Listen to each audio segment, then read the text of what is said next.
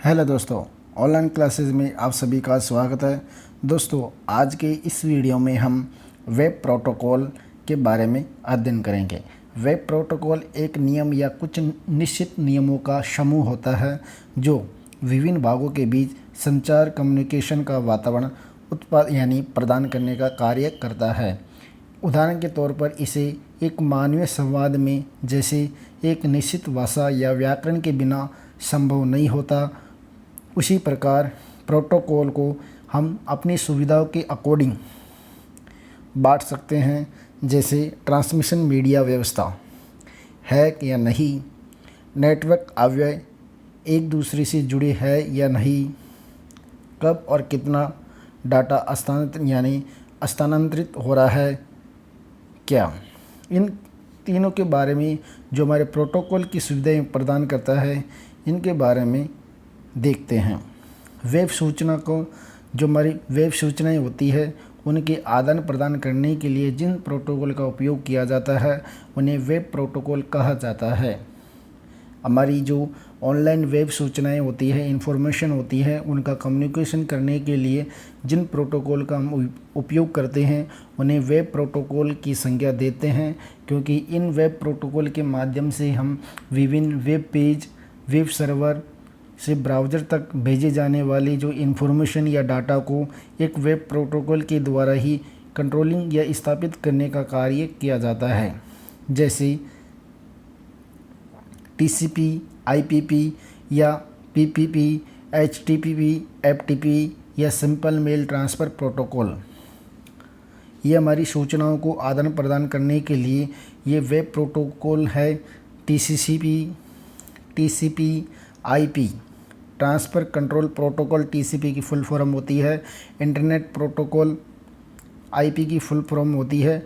पावरपोर्ट की PPT की होती है। और हाइपरटेक्स्ट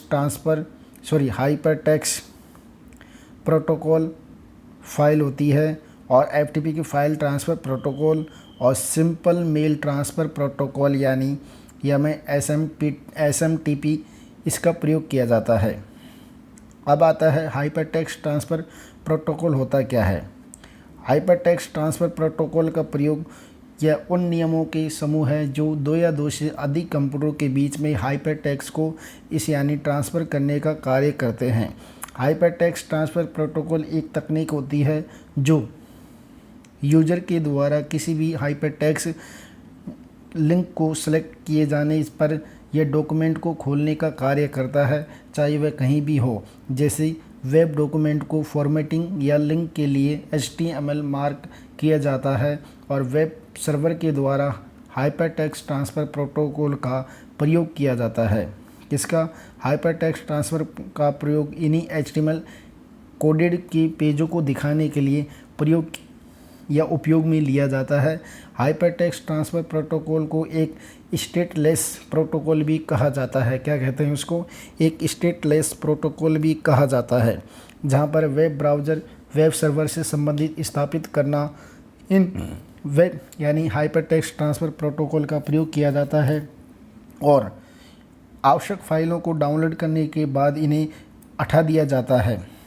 ISO मानक पर ये आधारित होते हैं, जैसे नॉन प्रोप्राइटरी या इंडिपेंडेंट प्लेटफॉर्म कहा जाता है, तथा ओपन डॉक्यूमेंट ऑथेंटिक कल्चर के लिए इन प्रोटोकॉल का प्रयोग किया जाता है। और यह अकेले कंप्यूटर में लेन देन व इंटरनेट के समान रूप कार्य करते हैं। हाइपरटेक्स्ट ट्रांसफ़र प्रोटोकॉल की फुल फॉर्म क्या है? हाइपरटेक्स्ट ट्रांसफ़र प्रोटोकॉल की फुल फॉर्म HTTP की फुल फॉर्म होती है, हाइपरटेक्स्ट ट्रांसफ़र प्रोटोकॉल। आपने कभी भी कोई भी वेबसाइट या वेबसाइट की जो एड्रेस देखा होगा, उसके आगे एक हमारा लिंक होता है, उसके आगे एक HTTP का प्रयोग किया जाता है, जो हमारे पेज को ट्रांसफ़र करने या उसके किसी फाइल को खोलने के लिए HTTP का प्रयोग किया जाता है। HTTP की फुल फॉर्म होती है हाइपरटेक्स्ट ट्रांसफ़र प्रोटोकॉल होती है। क्या होती है? हाइपरटेक्स्ट ट्रांसफ़र प्रोटोकॉल HTTP की फुल फॉर्म मानी जाती है। उसके बाद आता है URL और IP पता क्या होता है।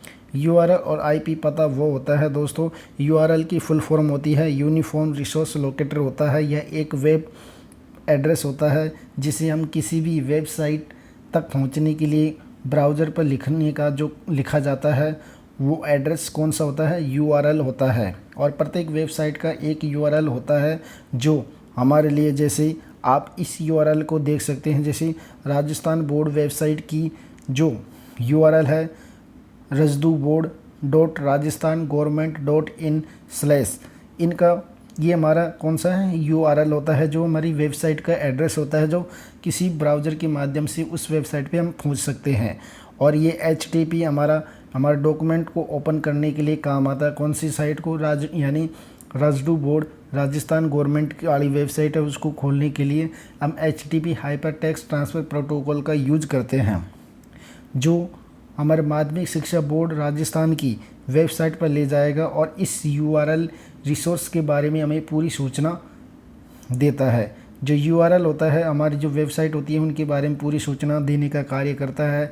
यह एक वेब ब्राउज़र के द्वारा ही वर्ल्ड वाइड वेब पर किसी भी डॉक्यूमेंट या पेज को जोड़ने का काम करता है। कौन करता है, यूआरएल करता है। और इसमें आपको यह भी पता नहीं होगा कि रिसोर्स भौतिक रूप से फिजिकली कहाँ पे है, कहाँ नहीं है। आप इस चित्र में इस यूआरएल को देख सकते हैं। जैसे हमारा यूआरएल होता है http://internet www, ये हमारा वर्ल्ड वाइड वेब .internet.com क्या होता है, हमारा डोमेन नेम होता है। और ये हमारी पूरी वेबसाइट को डोमेन नेम कहा जाता है, यानी इसमें यूआरएल का यूज़ किया जाता है। यूआरएल की फुल फॉर्म होती है यूनिफॉर्म रिसोर्स लोकेटर। यूआरएल का जो प्रथम भाग होता है वो क्लोन से पूर्व होता है। किसका होता है, क्लोन से पूर्व वाला भाग एक्सेस करने की विधि को बताने का कार्य करता है। और सामान्यतः पर यह HTTP होता है। जो यूआरएल से जो आगे का जो भाग होता है HTTP वाला, वह एक एक्सेस करने का कार्य करता है, यानी प्रोटोकॉल होता है। और यही एक FTP यानी फाइल ट्रांसफ़र प्रोटोकॉल या गोफर भी हो सकता है। इसका द्वितीय जो भाग होता है वो डॉट यानी स्लेश के भाग, उसको क्लोन कहा जाता है और जो रिसोर्स को बताने का कार्य करता है। इसमें 2 स्लेश हों के बाद टेक्स्ट सर्वर का नाम बताता है। यानी यूआरएल से जो प्रथम वाला जो क्लोन से पहले वाला भाग होता है वो हमारे एक्सेस करने की विधि को बताता है। जो हमारे जो वेब पर एक सामान्यतः क्या होता है, HTTP माना जाता है, जो हमारे फाइल को ट्रांसफ़र करने का कार्य हो सकता है। उसके द्वितीय भाग क्लोन होता है, डबल डॉट होता है। उसके बाद हमारा जो रिसोर्स का एड्रेस बताने का कार्य करता है। और यह 2 स्लेश के बाद जो हमारा टेक्स्ट सर्वर का नाम बताने का कार्य करता है, यानी हम किस टेक्स्ट को लिखने का और हमारा सर्वर क्या है उसको बताने का कार्य करता है। उसके बाद वो सर्वर टेक्स्ट लिखने के बाद एक और स्लेश आता है, वो बाद में हमारी फाइल या डायरेक्टरी जिसे यूज़र से जोड़ने का कार्य को बताता है। यूआरएल हमेशा केस यहाँ होता है, जो एक सेंसिटिव केस माना जाता है। क्या माना जाता है उसको, यूआरएल को एक सेंसिटिव केस माना जाता है। अतः यूआरएल टाइप करते समय आप अपर केस, लोअर केस और सिंबल्स का विशेष ध्यान रखना होता है। हमें क्या करना है, अवर के यानी अपर केस, लोअर केस और सिंबल का को विशेष ध्यान रखना पड़ता है, क्योंकि यूआरएल एक लोअर केस अपर केस में होता है और इसको गलत टाइप करने पर हमारा यूआरएल इनवैलिड बता दिया जाएगा। यूआरएल प्रत्येक आईपी एड्रेस पर होता है। जो आईपी पता यानी इंटरनेट प्रोवाइडर जो एड्रेस होता है उनको बताने की संख्या की एक श्रृंखला मानी जाती है, जो आपके कंप्यूटर को यह बताती है कि जो भी जानकारी आप ढूंढ रहे हो वह कहाँ मिलेगी। वो आईपी के द्वारा या एक फ़ोन पते की तरह ये आपको एक यूनिक कोड दिया जाता है। आप इस यूनिक कोड को देख सकते हैं, जो आपका आईपी एड्रेस होता है, आपकी फ़ाइल इन्फॉर्मेशन और कहाँ पे मिली हुई होती है। और आप इस आईपी को एक जटिल याद या रखने में कठिन होती है, इसलिए आपको यानी आईपी को शॉर्ट करने के लिए या याद रखने के लिए ये यूआरएल बनाया जाता है। वो गूगल की वेबसाइट पर जाने के लिए आपको आईपी पता यानी ये डॉट लिखने के बजाय आप उस पर google.com लिखना होगा। जो एक यूआरएल होता है google.com लिखना होगा। ये आपके आईपी एड्रेस को सरल बनाने के लिए यूआरएल का यूज़ किया जाता है। किसका, यूआरएल का यूज़ किया जाता है। यूआरएल किन्हीं 2 कंप्यूटर के आईपी पते का एक समान नहीं होते कभी भी, और ये आईपी पते एक विश्व स्तरीय और आदर्श होते हैं, क्योंकि वे सभी कंप्यूटर जो इंटरनेट से जुड़े होते हैं और कार्य करने के लिए एक समान योजना के अंतर्गत ये कार्य करने का कार्य करते हैं। हाइपरटेक्स्ट मार्कअप लैंग्वेज यानी HTML होता क्या है? HTML जो लैंग्वेज या वेब पेज को विकसित करने या बनाने के लिए काम में ली जाती है और यह हाइपरटेक्स्ट मार्कअप लैंग्वेज कहलाती है। क्या कहलाती है? हाइपरटेक्स्ट मार्कअप लैंग्वेज कहलाती है, जो आपके लैंग्वेज वेब पेज को विकसित करने की या बनाने का कार्य करती है, जो ब्राउज़र के द्वारा समझी जाती है, क्योंकि वेब पेज को हम HTML डॉक्यूमेंट भी कहते हैं। जो हमारा वेब पेज होता है उनको हम क्या कहते हैं? HTML डॉक्यूमेंट के रूप में भी कहते हैं। और इंटरनेट के लिए HTML की खोज वर्ल्ड वाइड वेब के आविष्कारकर्ता टिम बर्नर्स-ली के द्वारा ही की गई थी। यानी इंटरनेट के लिए जो HTML की खोज किसके द्वारा की थी? जिसने वर्ल्ड वाइड वेब की खोज किसके द्वारा की थी? टिम बर्नर्स-ली के द्वारा ही HTML की खोज और WWW की भी खोज टिम बर्नर्स-ली के द्वारा ही की गई थी। यह एक विशेष कोडों का समूह माना जाता है जिसका प्रयोग करके आलेख में जैसे साज सज्जा के रूप में कंट्रोलिंग करने या दूसरी सूचनाओं को साथ लिंक करने के लिए इस HTML का प्रयोग किया जाता है, जो आपकी रियल में यह भूमिका निभाता है, क्योंकि किसी भी मोटर कार को बनाने के लिए प्रयुक्त स्टील या अपने डिवाइसों को आवश्यकता होती है, जो एक मार्कअप यानी HTML का प्रयोग किया जाता है। HTML प्रत्येक शब्द का एक विशेष अर्थ होता है। जैसे हाइपर शब्द का यह बताता है कि यह HTML में आने वाला टेक्स्ट एक पुस्तक की भांति ही एक दिशा में लाइनर नहीं होता, जबकि ये आप इंटरनेट पर कार्य कर रहे होते हैं तो आपकी अपनी रुचि वाला कोई डॉक्यूमेंट देखना चाहते हैं तो आप सीधे वहाँ पर पहुँच सकते हैं, क्योंकि यह कार्य हाइपरलिंक के द्वारा ही किया जाता है। और इसका अर्थ ये माना जाता है कि इंटरनेट पर एक डॉक्यूमेंट देखना एक पुस्तक की तरह ही माना जाता है, जो निर्धारित क्रम में नहीं होता है। और हाइपर शब्द होता है वो लाइनर के एकदम विपरीत, यानी वर्ल्ड वाइड वेब पर हम कोई भी पेज देख सकते हैं। टेक्स्ट का मतलब क्या होता है? टेक्स्ट ये बताने का कार्य करता है कि हम जिन फाइलों को कार्य करते हैं उनमें केवल टेक्स्ट ही लिख सकते हैं। आप इस चित्र के माध्यम से हाइपरटेक्स्ट मार्कअप लैंग्वेज को भी देख सकते हैं। ये हमारे हाइपरटेक्स्ट मार्कअप लैंग्वेज है, आपको यहाँ पे जूम करके दिखाया जा रहा है। ये आपकी हाइपरटेक्स्ट मार्कअप लैंग्वेज है HTML। यह एक कोडिंग लैंग्वेज मानी जाती है जिसपे एक वेब पेज को डिज़ाइन करने या उनको बनाने के लिए काम में ली जाती है। पहले HTML कोड डाला जाता है, यानी ग्रेटर देन, फिर लेस देन, फिर HTML, फिर लेस देन। उसके बाद में ग्रेटर देन फिर हेड को लिखा जाता है, फिर वो लेस देन करा जाता है। उसके बाद टाइटल डालने के जो हमारे फाइल है उनका टाइटल यानी एडिट एंटर वेब साइट, उसकी टाइटल को क्लोज करेंगे यानी स्लैश डाल के, उसके बाद लिंक को लिखेंगे। इस प्रकार ये हमारा क्या है? HTML प्रोग्राम चलता रहता है, जो हमारे वेब पेज को डिज़ाइन करने के लिए काम में आता है। क्या करता है? हमारा जो वेब पेज होता है उनको डिज़ाइन करने के काम में आता है। हाइपरटेक्स्ट यानी HTML की फुल फॉर्म मानी जाती है, हाइपरटेक्स्ट मार्कअप लैंग्वेज मानी जाती है।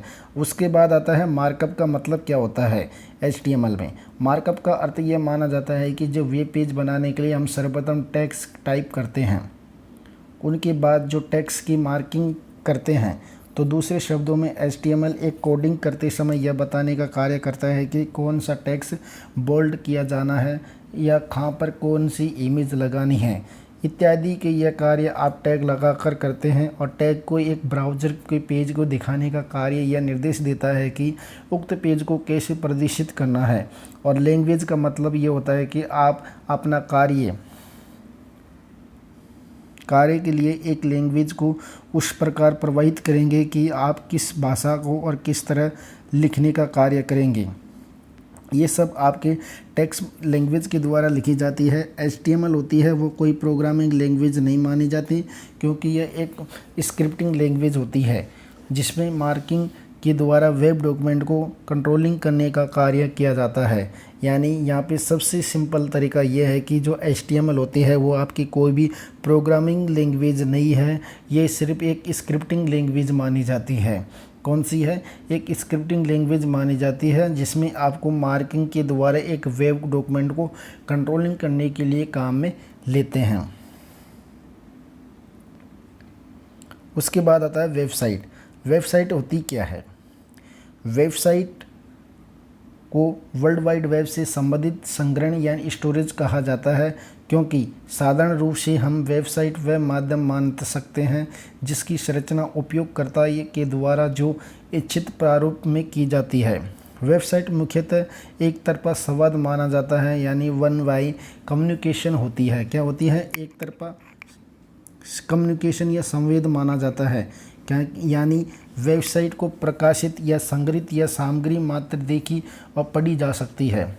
सिर्फ वेबसाइट पे जो संग्रहित जो हमारी सामग्री होती है उनको स्टोरेज रखने का कार्य करती है, जिनको हम देख सकते हैं और पढ़ सकते हैं, परंतु यूजर के द्वारा उसमें कुछ संशोधन कर पाना और उस पर जो अपनी टिप्पणी या प्रतिक्रिया देना संभव नहीं हो सकता। इस प्रकार हम वेबसाइट को एक सुरक्षित घर माना जा सकता है, जो हमारे वेबसाइट बनाने वाले के लिए नितांत एक स्वयं वैकल्पिक माना जाता है। किंतु वर्ल्ड वाइड वेब में निरंतर विकास के लिए आजकल वेबसाइट की एक तरफा संवाद की स्थिति भी बदलती जा रही है, जो उसमें संवाद निरंतर बनाए रखने का प्रयास किया जाता है। आप माध्यमिक शिक्षा बोर्ड की वेबसाइट देख सकते हैं, rasduboard.in। ये आपको एक वेब पेज दिखाई देगा, यानी जिसे हम होम पेज बोलते हैं, जो हमारा यानी माध्यमिक शिक्षा बोर्ड का होम पेज दिखाई देने का कार्य कर रहा है। देखिए आप इस चित्र के माध्यम से जो आपको जो फ्रंट पेज दिखाई देता है वो हमारी वेबसाइट का माना जाता है। वर्ल्ड वाइड वेब पर आज चिकित्सा, मनोरंजन, खेलकूद, राजनीति, विज्ञान, संगीत, वाणिज्य इत्यादि का प्रयोग किया जाता है। जो वर्ल्ड वाइड पर होता है उस पर मनोरंजन, खेलकूद, विज्ञान, संगीत, चिकित्सा, शिक्षा, वाणिज्य के क्षेत्र में संबंधित जो बहुत सारी वेबसाइट होती हैं वो मौजूदा है, जो आज हर प्रकार के उपकरण जैसे संगठनों, संस्थाओं, प्रतिष्ठानों अपनी वेबसाइट बनाए रखती है। और अब तो ये लोग अपनी व्यक्तिगत वेबसाइट भी बनाने लग गए हैं, क्योंकि बहुत से ऐसे वेब होस्टिंग सेवा प्रदान करने वाले होते हैं जो वेबसाइट के लिए अपने सर्वर पर मुफ्त यानी फ्री में स्पेस प्रदान कार्य करते हैं। जो अपने वेबसाइट के लिए वेब होस्टिंग के लिए क्या करते हैं, एक मुफ्त सर्वर यानी स्पेस यानी जगह देने का कार्य करते हैं। जो वर्तमान में वर्ल्ड वाइड वेब पर वेबसाइट की कुल संख्या 1 अरब के लगभग मानी जाती है। कितनी है? 1 अरब के लगभग वेबसाइट की संख्या वर्ल्ड वाइड वेब पर मानी जाती है। उसके बाद आता है हमारा वेब पेज। अब वेब पेज होता क्या है? वेब पेज वह होता है जो किसी भी वेबसाइट का सबसेट दिखाई होता है, यानी वेब पेज किसी भी वेबसाइट का क्या होता है? सबसेट होता है। जिस तरह किसी भी पुस्तक के सभी पेज एक साथ मिलकर एक पुस्तक का निर्माण करते हैं, उसी प्रकार विभिन्न वेब पेजों से मिलकर एक वेबसाइट बनाने का कार्य करती है। जिस तरह की किसी पुस्तक के किसी पेज को आप उसके नंबर अथवा पेज नंबर से एक्सेस किया जा सकता है, उसी तरह वेबसाइट के किसी भी पेज को URL से एक्सेस किया जा सकता है। यानी यह एक सबसेट माना जाता है। क्या? एक बुक मानी जाती है। कौन सी बुक मानी जाती है? वेब पेज को। वेब पेज जैसे आप HTML या फिर DHTML, XML, जावास्क्रिप्ट या VB स्क्रिप्ट या C++ इत्यादि लैंग्वेज में, किसी भी लैंग्वेज में इन वेब पेज का प्रयोग करके लिखा जा सकता है, क्योंकि कोई भी वेबसाइट कुछ पेजों से लेकर सैकड़ों या हज़ारों पेज बनाने से बनी हो सकती है। उसके बाद आता हमारा डोमेन नेम। अब डोमेन नेम होता क्या है?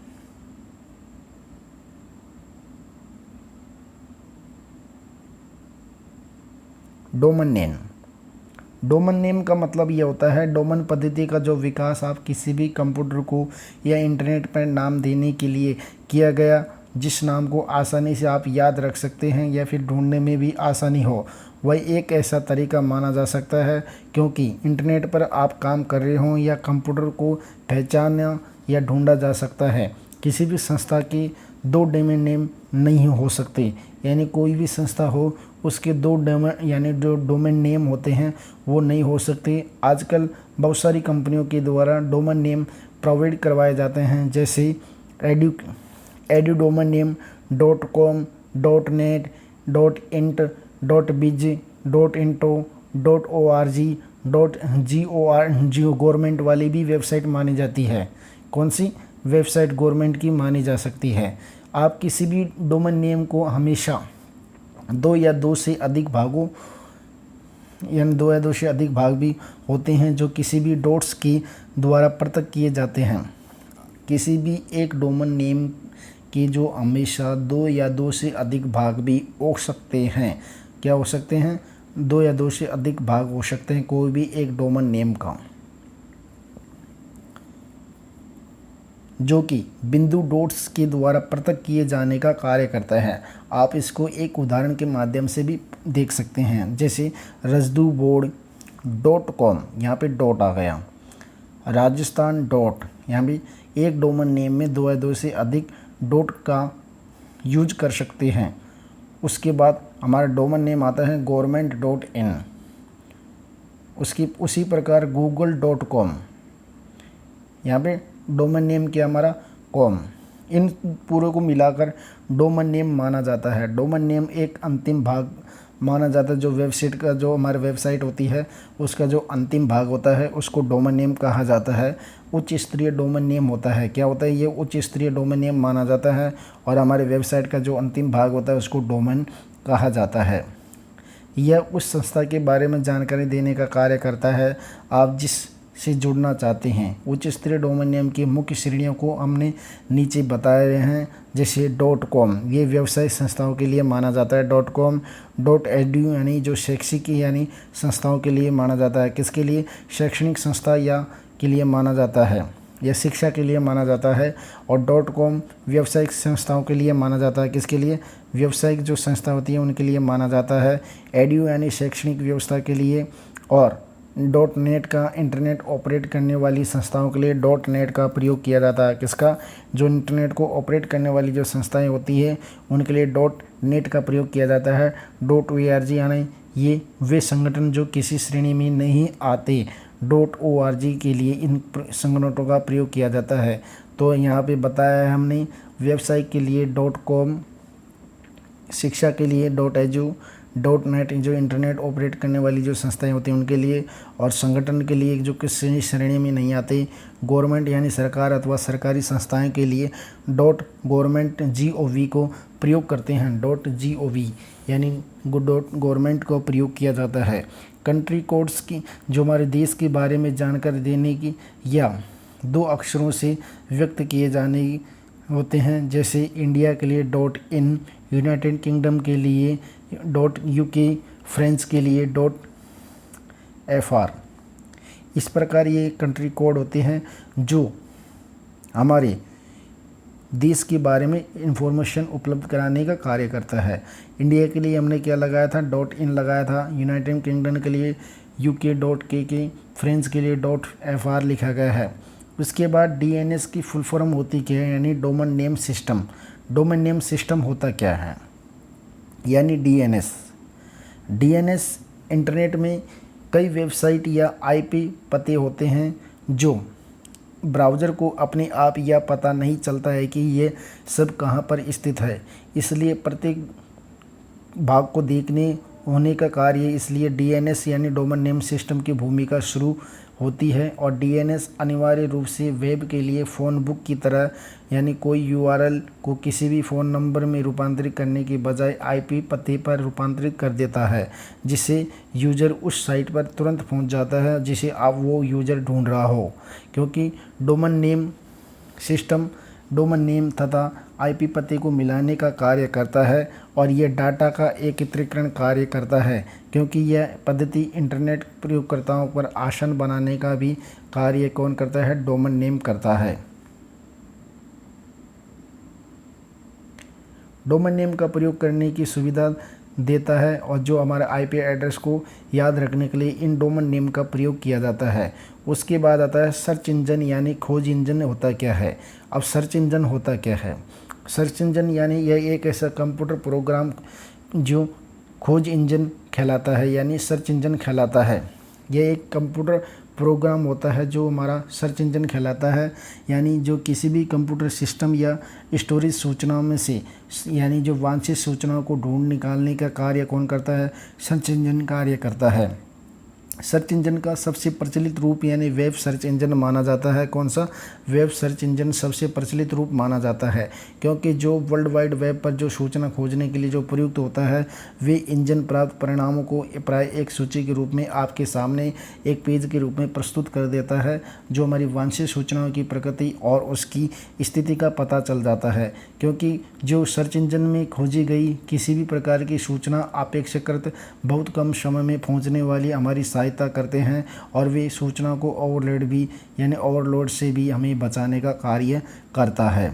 तो आप इस यानी जो सर्च इंजन कौन कौन से हैं आप देख सकते हैं इस चित्र में। सर्च इंजन में सबसे पहला आता है Google search engine, Yahoo, ask.com search engine, Amazon, Bing, About, ये सब क्या हमारे सर्च इंजन माने जाते हैं। यानी Google, Yahoo, ask.com, Amazon, Bing, About, ये क्या है, सब सर्च इंजन होते हैं जो हमारी सूचनाओं को खोजने में सहायता करता है।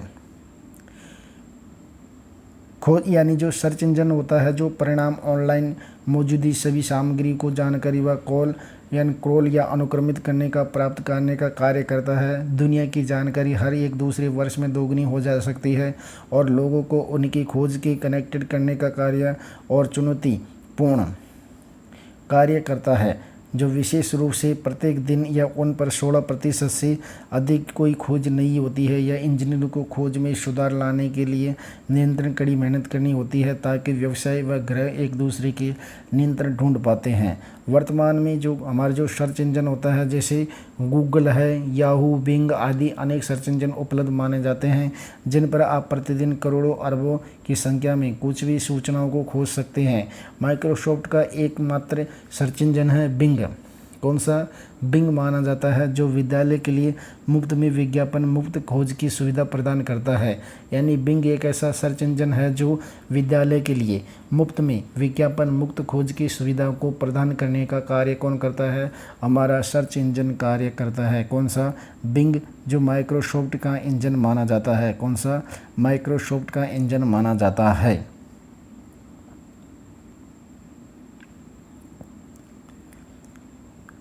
इलेक्ट्रॉनिक मेल क्या होता है? इलेक्ट्रॉनिक मेल जो हमारे यानी इलेक्ट्रॉनिक मेल होता है जो क्या होता है, इसे संक्षिप्त में हम ईमेल कहा जा सकता है। इलेक्ट्रॉनिक मेल को हम संक्षिप्त में यानी शॉर्ट में ईमेल कहते हैं, क्योंकि इसका अधिक प्रचलित नाम ईमेल ही इंटरनेट पर व्यक्तियों तथा कंप्यूटर के बीच में संदेश, सूचनाओं और दस्तावेजों को आदान प्रदान करने का कार्य कौन करता है? ईमेल करता है। इंटरनेट में सबसे अधिक उपयोगी यानी ईमेल का प्रयोग किया जाता है। किसका प्रयोग किया जाता है? ईमेल का प्रयोग किया जाता है, जो हमारी सूचनाओं को आदान प्रदान करने के लिए ईमेल का प्रयोग किया जाता है। ईमेल एक शॉर्ट रूप होता है, यानी इसे इलेक्ट्रिकल मेल भी कहा जाता है। ईमेल की फुल फॉर्म क्या होती है? इलेक्ट्रिकल मेल होता है। आप इस चित्र के माध्यम से ईमेल के सिंबल को देख सकते हैं, जो हमारे ईमेल एड्रेस का जो हमारे सूचनाओं को आदान प्रदान करने का कार्य कौन करता है? इलेक्ट्रिकल मेल का ये लोगो है, वो देख सकते हैं। ईमेल यानी ईमेल वो होता है जो आप किसी भी पत्र ये का इलेक्ट्रॉनिक संस्करण पोस्ट करने, जैसे डाक के द्वारा ये ऑफलाइन होता है, आजकल ऑनलाइन एक इलेक्ट्रिकल मेल के माध्यम से कोई भी सूचना या पोस्ट करना हो तो एक ईमेल के द्वारा किया जाता है। आप अपना ईमेल भेजते हैं और उसमें कुछ सेकंड में ही अपने जो जिसको भेजा है उसके पास पहुंच जाता है, और मकान के एड्रेस की तरह ही ये भी किसी भी अद्वितीय ईमेल पते पर ही भेजा जाता है, क्योंकि अगले को जिसको भेजना है उसका भी हमें मेल यानी जो ईमेल पता लेना होता है। जो हमारी ईमेल की सुविधा के लिए एक ईमेल खाता बनाना जो गूगल पे बनाया जाता है। किस पे? गूगल पे बनाया जाता है, ताकि जो ईमेल है वो भेजी जा सके और प्राप्त भी की जा सके। वर्तमान में इंटरनेट पर जो अवेलेबल जो ईमेल होती है वो है Gmail, Yahoo mail, Hotmail, Rediff mail, ये आदि सबसे लोकप्रिय मेल मानी जाती है, जिसमें से इनमें वर्तमान में सबसे ज़्यादा जो प्रचलित मेल है जीमेल मानी जाती है, उसके बाद याहू मेल, उसके बाद में हॉटमेल, उसके बाद में रिडेफ मेल। ये 5 मेल है जो प्रचलित है। इस प्रकार ये हमारा इंटरनेट टेक्नोलॉजी चैप्टर यहाँ पे ख़त्म होता है दोस्तों। और आपने हमारे चैनल को सब्सक्राइब नहीं किया तो आप सब्सक्राइब और शेयर ज़रूर करना, और हमारा जो बेल आइकन को ज़रूर दबाना ताकि आपको नए वीडियो का नोटिफिकेशन मिल सके।